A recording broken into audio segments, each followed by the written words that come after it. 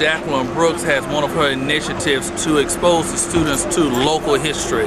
When we received the call from Attorney Latifah Muhammad to bring students from the school district, Dr. Brooks said take them. We have another group of students who will be culminating at Tuskegee Institute Middle. Again, seizing every opportunity to expose the students to local history. This is just what we're here for today. This is one of our initiatives in our academic programs. I like coming up here because you get to learn about history. I'm glad I'm here. Oh.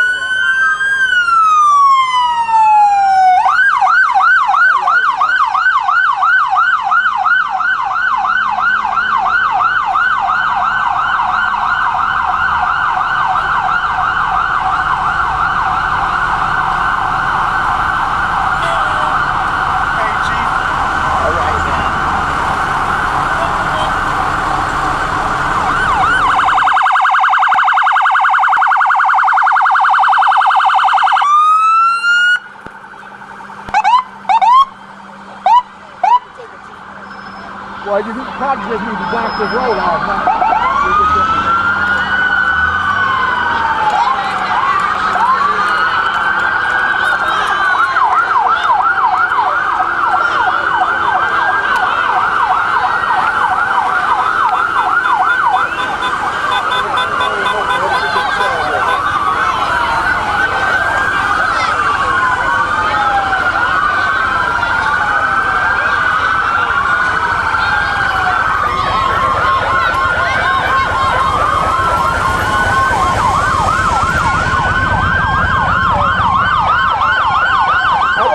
To understand that Mrs. Robinson today is 100 years old.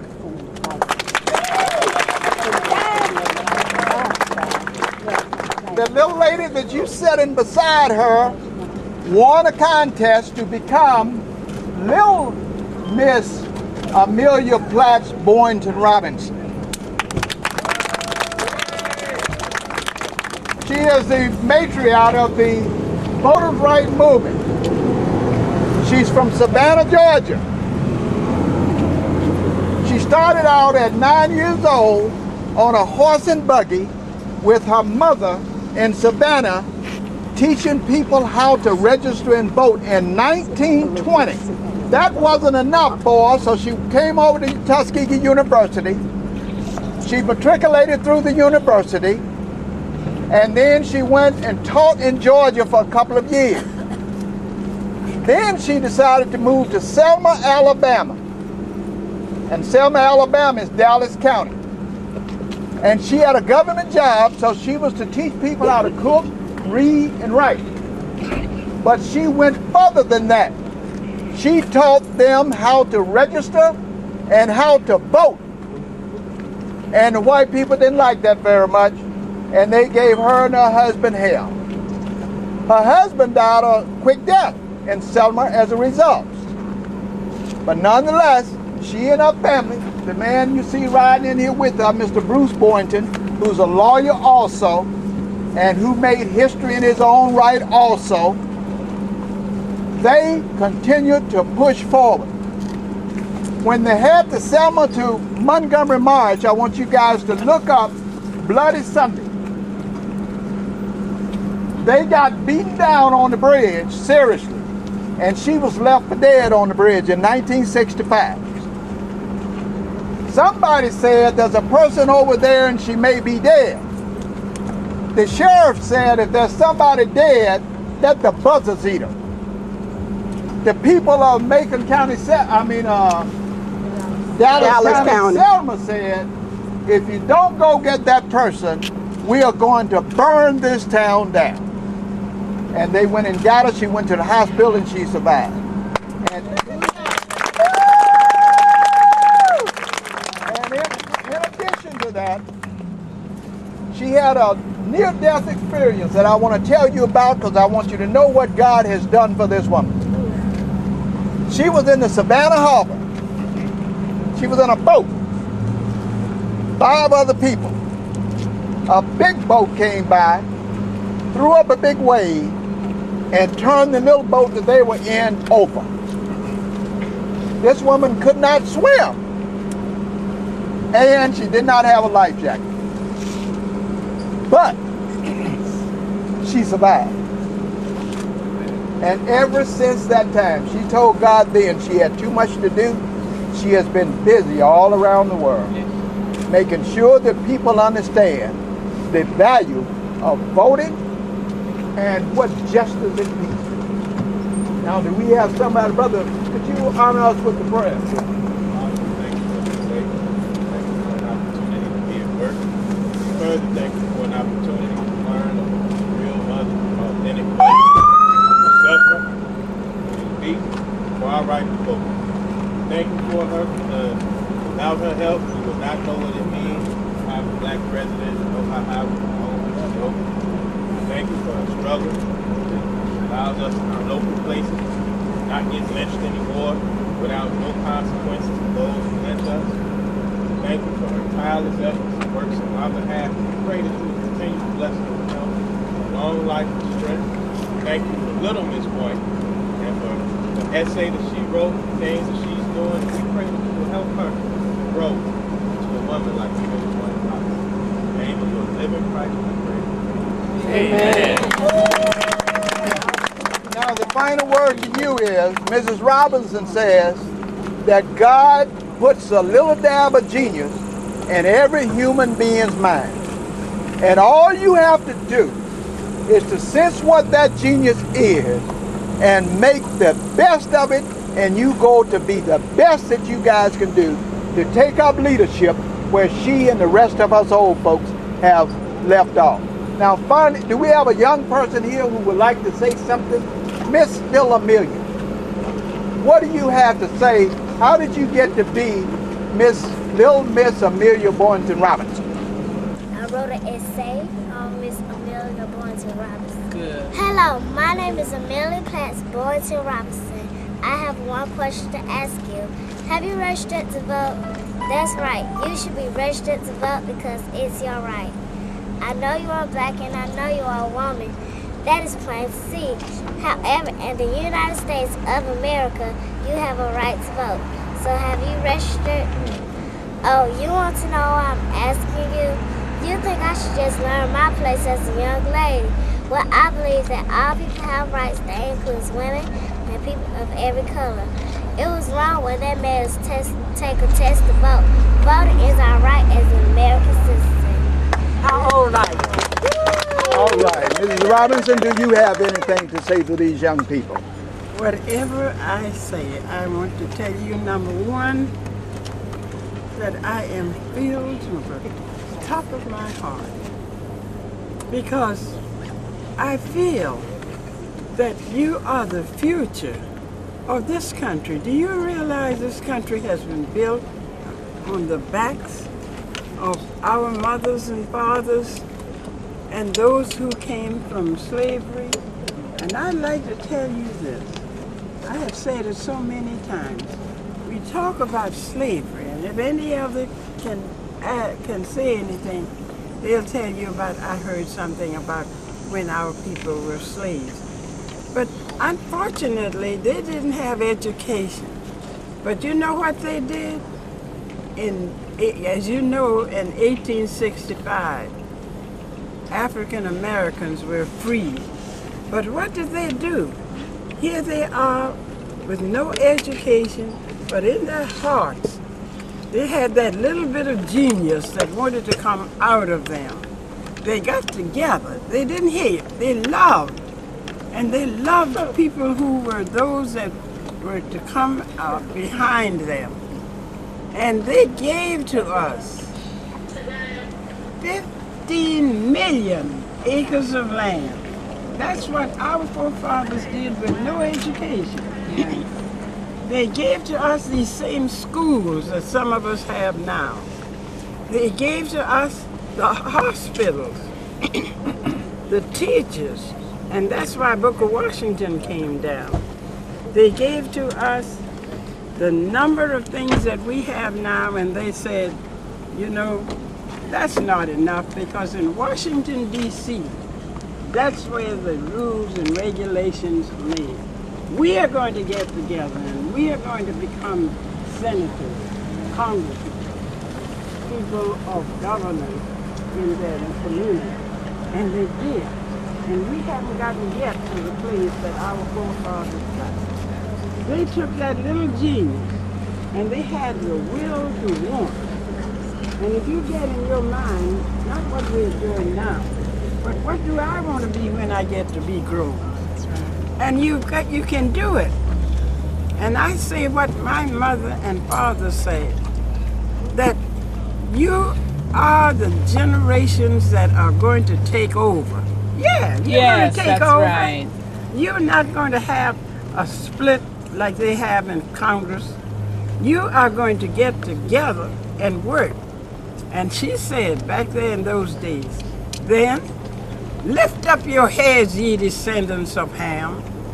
You are children of God and a brother to man. For God in his own time sooner than late will raise you again to your former estate because of the fact that we gave civilization to the world. And all men shall bow to I am that I am, and the world will rejoice with the children of Ham. You young people will be the very top and the very people with their hearts taking out of the hate that you might have. Don't even think of it. Put love in your heart, and you will raise, like it is said, that if you want to go to the top, you can't start right now. You've got to go up, because the height that you want to raise is not reached by a heavenly bomb, but you build a ladder in which you climb from the lowly earth like a ladder beyond the skies. So that's what you have to do. And when you reach that summit, round by round, you will be graced. Not only that, that God will help you and will raise you to that former estate that you are supposed to raise. So lift up your heads. Don't lift down. Don't look down. Look up to the skies. Look up to God, because He said that anything you want to do, all you have to do is to ask, and He'll be there to help. Thank you. Thank you. Bruce Boynton here. Who's heard of the Freedom Rides? Yeah. Now, he won the landmark case that said that black people did not have to ride on the back of interstate buses. So all the buses that take you from here to Tennessee or whatever, they were still segregation even after the bus boycott. Bruce took it all the way to the Supreme Court. He ain't let it go, man. And he won that case. Then SNCC, the Student Nonviolent Coordinating Committee, said, well, if he won the case and they say we can travel on the bus, let's test it out. And they tested it out. And people started burning the buses up. All the way till I think it was Mr. Farmer who said, hey, y'all, this is too dangerous. They burning up buses, burning Negroes up on the bus. We can't do it no more. And that's when Reverend James Bevel said, no, it ain't too dangerous. It's dangerous, but it ain't what? Too dangerous. And he called the bus boycott back on, and this man, they won. He said, I need 10 people come burn up on the bus with me. And got hundreds and hundreds of people. And that's how that was overturned. So I want y'all to know, this house right here, when you see it, if you walking down the street and you making a lot of noise, get quiet around this house. Because she already got her head busted for you. If you go on the internet, if you go on the internet and you look up Miss Amelia Boynton Roberts, you'll see a famous picture, her laid out on the bridge where the police took billy clubs and beat her in the head. Okay? So when y'all walk past this house, we're going to be what? Quiet. And Mr. Boynton, when you see him on the street, don't hurt him or hit him or hate him or harm him. Hold him or hug him and help him and heal him. Because he fought for you too. It would not be no Obama in the White House if you did not have the struggle of these two people. Y'all feel me? Yeah. So y'all pray for you. And you come back, knock on the door and see her. She got a museum in there. She love to show you some stuff. So this is your family. This is really our mother. Okay? Who is this? Our mother. All right, who? Dale, in Richmond, Virginia, December the 18th, 1958, for insisting on getting served at the white lunch counter in the Trailway bus station. And as a result of that, it took me 6 years to be admitted to practice law in the state of Alabama because I passed the bar examination. However, the bar decided that they would investigate the circumstances surrounding my arrest. Happy birthday to you. Happy birthday.